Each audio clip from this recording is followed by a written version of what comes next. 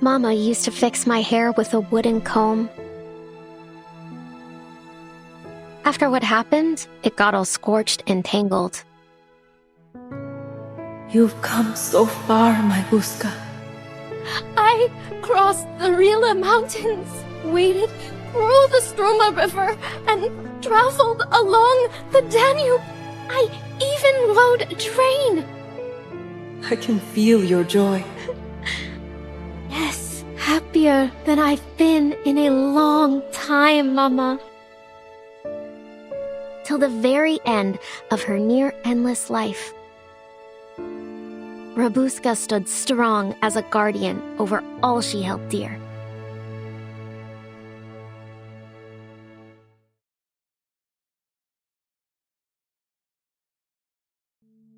Hello friends.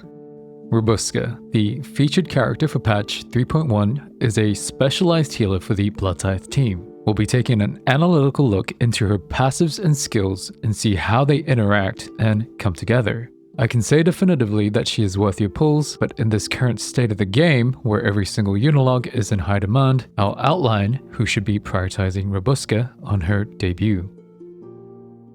Rubuska's entire kit revolves around a specific resource economy, Shadow Cloak. This functions on a reverse empathy logic. Unlike Akanya, who centralizes stacks on herself, Rubuska forces every ally to carry their own stacks of Shadow Cloak. The cycle works like this. Her Insight 1 passive, Shadow Friend, drains 10% of current HP from all allies at the start of every round. 70% of that lost HP is converted into Shadow Cloak stacks. These stacks provide max HP, crit damage, and ultimate might to the holder. The specifics are that each point of Shadow Cloak increases max HP by 1. Every 200 points increases critical damage by 1%, and every 300 points increases ultimate might by 1%. The hard cap of Shadow Cloak is based on 15% of Rubuska's max HP when she enters the battle, which should indicate the importance of stacking HP as high as possible through resonance and psycubes. It dictates the ceiling of your buffs as well as your healing. Taking my characters as an example, on entering the battle, Semmelweis with 14,173 HP will trigger her Euphoria first, increasing her HP to 21,259 HP, and then provide 10% of that to all allies, which is 2,125 HP. Rubuska with 16,396 HP will receive 5% max HP from her Insight 2, and then the 2,125 HP bonus from Semmelweis is added, resulting in 19,340 HP. This is when 15% of this value becomes the team's Shadow Cloak cap of 2,901, effectively increasing the team's max HP by 2,901 HP, as well as providing 14% crit damage and 9% ultimate might when at full stacks. When Shadow Cloak reaches max stacks, it provides Rubuska with 1 Moxie. The simplest way to think about this passive is that at the start of the fight, since no one on the team has any stacks, Rubuska will gain 4 Moxie passively. She will want to use 1 skill to generate the remaining Moxie, as well as to provide the missing amount of Shadow Cloak stacks to reach the cap by the start of round 3, giving her access to her ult. Rubuska can also store up to 3 excess Moxie, so as to guarantee that she does not lose out on this important passive even if the fight is healing intensive, requiring her to use AP every single turn. Her Insight 3 provides a death prevention mechanic called Grace of Rubuska, which prevents lethal damage and restores HP based on 30% of Rubuska's max HP snapshotted at the time of when the buff triggers. Note that this buff triggers last when compared to other forms of death prevention like Nordica's passive and Necrologist's ultimate. The Insight 3 allows Rubuska up to 3 follow-up heals based on 12% of her max HP per round. This heal triggers when a unit is being attacked, meaning that even dodging an attack will still trigger a heal. If an enemy does a single attack that hits multiple characters, it will only trigger the heal once. Based on my testing, this heal is neither an action or a skill, meaning that it will trigger regardless of what crowd control effects are placed on Rubuska.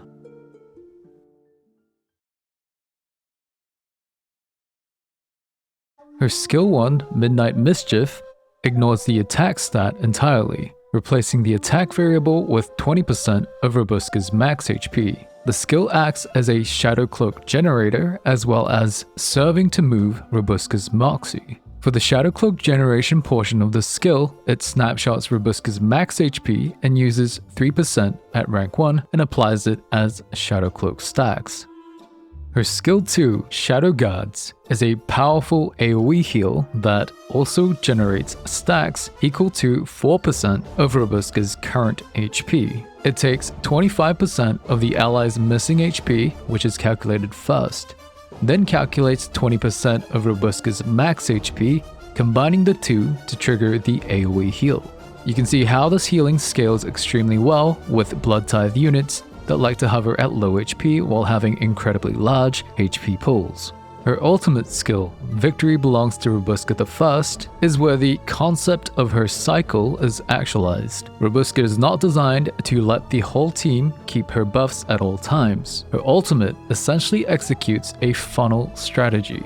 Firstly, it clears the Shadow Cloak stacks from everyone other than the target of the ult. It then adds the total amount of those Shadow Cloak values and transfers 20% of that amount, which can exceed the target's Shadow Cloak values. Lastly, 80% of the crit damage and ultimate might provided from the additional Shadow Cloak is added to the target's existing Shadow Cloak amount for one round. The second part of the ultimate allows Rubuska to heal her allies for 10% of her own max HP, which is her only form of healing that can crit.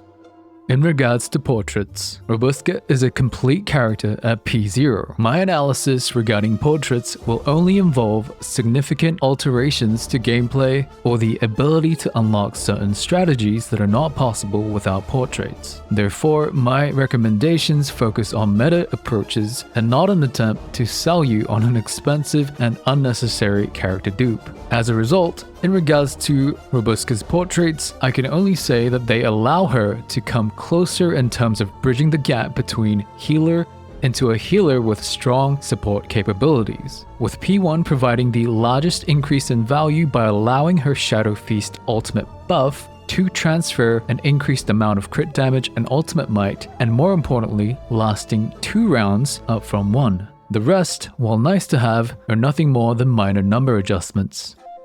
Rubuska is first and foremost a premium Bloodtithe healer. Her niche specifically revolves around generating more Bloodtithe for Nordica's team through her Shadow Friend passive. For general use outside of the Bloodtithe team, what largely makes Rubuska special is her ability to grant max HP as well as minor buffs to her teammates, on top of being an extremely AP-friendly healer. Her follow-up heals provide a notable level of stability when it comes to encounters that have a lot of smaller attacks. Her death prevention mechanic is extremely unique, allowing teams to clear certain fights with a level of consistency that is not achievable with other supports. Rubuska's largest competitor is Fatutu. Rubuska provides the Bloodtithe team about 24% more damage over 5 rounds in a single target fight. Moreover, Rubuska's buffs are funneled directly onto Nordica, making them effective for both single target and AoE situations, whereas Fatutu's debuff is only present on one enemy, making her comparatively average in AoE situations. Over a longer single target fight, the difference between Rubuska and Fatutu become largely negligible. There will be situations where Fatutu's cleansing capabilities will be more sought after than Rubuska's max HP and death prevention mechanic. Conversely, Fatutu's weakness in dealing with AoE damage is largely a non-issue for Rubuska, whereas Fatutu's strength in mitigating high single-target damage is an issue for Rubuska. In an ideal world, you will want to have both of these healers. Should you pull? I highly recommend pulling for Rubuska on her debut if any of these conditions apply to you. You have Nautica. You do not have Fatutu. You do not plan on pulling for Corvus or Alepht's rerun. It's generally recommended that you do pull a copy of Rubuska on her debut because she is that good. However, it's okay to skip Rubuska if any of these conditions apply to you. You have Fatutu, Medpak, and Ezra. You need to pull for Corvus or Alepht's rerun. You have less than 80 pulls, and you want to pull on Beryl, who is the limited character for patch 3.2, as well as Anjanala's rerun. Lastly, I'll mention this all throughout patch 3.1. Do not put your account in a position that will hurt its future prospects just to clear 500 meters and Wailing Well in patch 3.1. With that said, I'll be pulling on Rubuska on 3 of my 7 global accounts. As always, check the pinned comment below for PsyCube and resonance codes. That's it from me. Till next time.